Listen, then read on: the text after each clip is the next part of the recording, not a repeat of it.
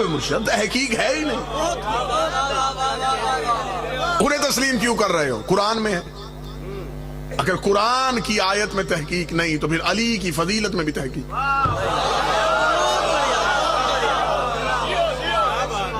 آیت سمجھ میں نہیں آئی، کیوں مان لیا؟ کسی مولوی کے سر پہ قرآن رکھو یہ سارے واقعات ہیں، یہ کیسے ہوئے؟ وہ کہتے اللہ کی قدرت کی وجہ سے۔ اگر قرآن کی آیت اللہ کی قدرت کی وجہ سے ہے تو علی کے فضائل علی کی ولایت کی وجہ سے۔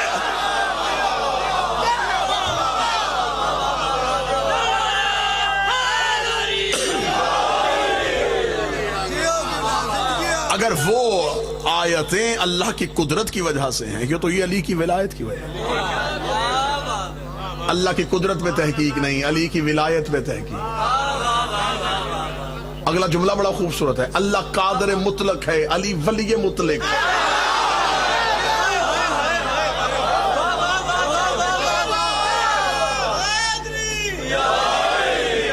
مطلق کیا ترجمہ؟ وہ قادر ہونے کی وجہ سے جو چاہے کر سکتا ہے، یہ ولی ہونے کی وجہ سے۔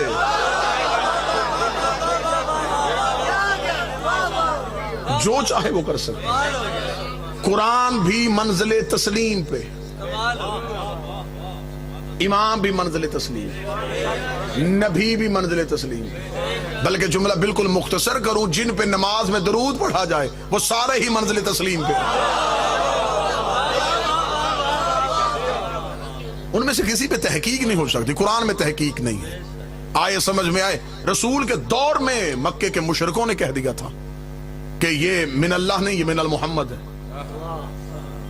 کہا ہے مکے کے مشرکوں نے کہا، اسے کہا یہ اللہ کی طرف سے نہیں، عبداللہ کا بیٹا تو گھر میں بیٹھ کے یہ آیتیں لکھتا ہے اور تو کہہ دیتا ہے یہ اللہ کی طرف سے، یہ اللہ کی طرف سے نہیں، یہ من المحمد ہے، من اللہ نہیں۔ اب اعتراض قرآن پہ آ گیا، تحقیق قرآن پہ ہونے لگی۔ خدا نے کہا میرا محمد پیچھے ہٹ، اب جھگڑا تیرا نہیں، بات میری ہے۔ کیا کہا ان جاہلوں نے؟ یہ جاہل کیا کہتے ہیں؟ یہ بڑی بڑی داڑھیوں والے کیا کہہ رہے ہیں؟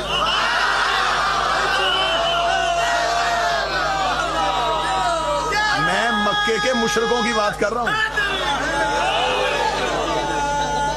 میں مکے کے مشرکوں کی بات کر رہا ہوں۔ یہ کیا کہہ رہے ہیں؟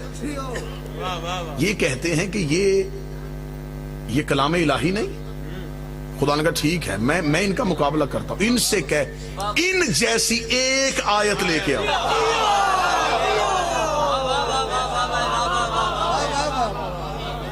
تمہارے پاس قرآن کے مقابلے پہ قرآن ہے نا، تو لاؤ۔ مقابلہ کرنا چاہتے ہو تو لاؤ، اس جیسی ایک آیت لے کے آؤ۔ بندے علی کے فضائل پہ شک کر رہے ہیں، علی جیسا ایک امام ہے تو لاؤ۔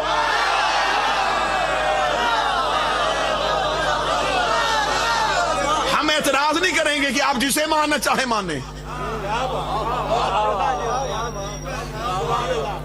علی جیسا پھر ایک امام، قرآن جیسی کتاب کوئی نہیں ہے، علی جیسا امام کوئی نہیں۔ جو کلام پہ شک کرے وہ بھی کافر، جو امام پہ شک کرے۔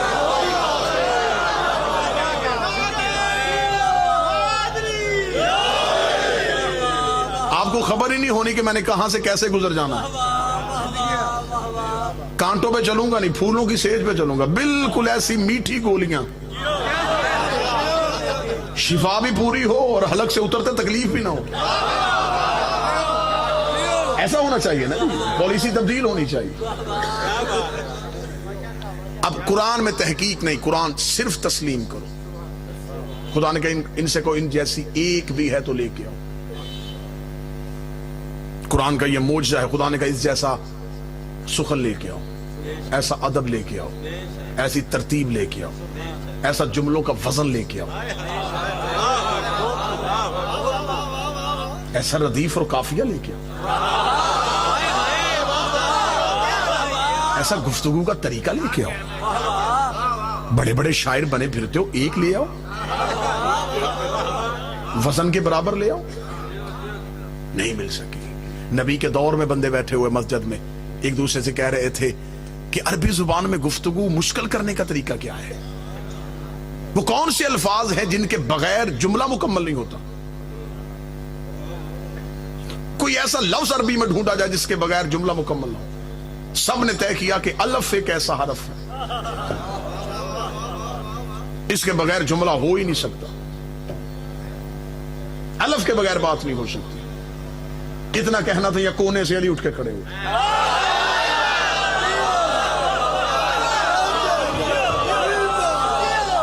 علی نے بغیر الف کے گفتگو شروع کر دی. چلے ملتان ہے، مجھ سے غلطی ہو گئی،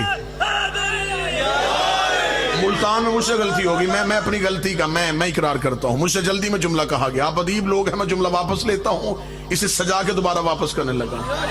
بندے الف پہ بحث کر رہے تھے یا با کا نقطہ اٹھ کے کھڑا ہو گیا. یہ جملہ جچتا تھا میرا خیال.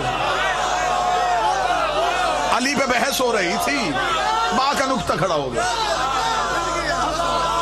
امیر المومنین نے بغیر الف کے گفتگو شروع کر. قرآن جیسی کلام لے کے آؤ. علی نے ایسا کلام کیا، ایسا کلام کیا کہ اس کی آیتوں میں بھی الف تھا. کوئی تو بندہ بیٹھا ہوگا جو عرفان بھی سن لیتا. علی نے بغیر الف کے گفتگو. آج بھی علی کے ایسے خطبات موجود ہیں جن کا دنیا ابھی تک مقابلہ نہیں کر سکی. قرآن منزل تحقیق پہ ہے، منزل تسلیم پہ نہیں. اسے صرف تسلیم کرنا ہے. قرآن کی بالکل کسی آیت میں نہیں لکھا کہ مجھ پہ تحقیق کرو.